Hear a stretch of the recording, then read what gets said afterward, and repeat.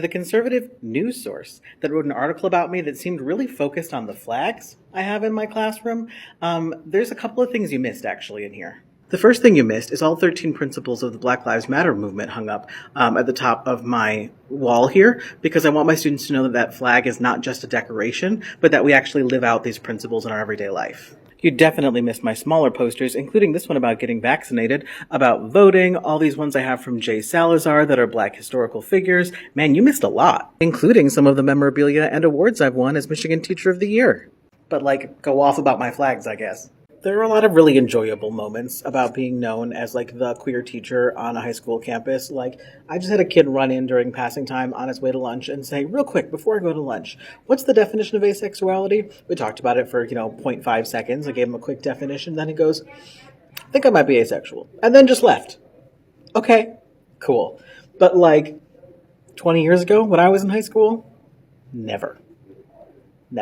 So it really truly is getting better. The kids are all right.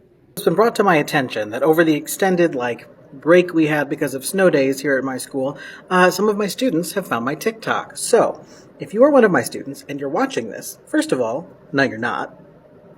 And second of all, I don't know, go read or something. But really, you probably don't want to follow me because it'll probably flood your For You page with teacher stuff. And I'm pretty sure you don't want to see that. Unless you want to be a teacher someday, in which case, maybe you do. Who am I to say? Black and brown communities, as we know, are hit even more by COVID.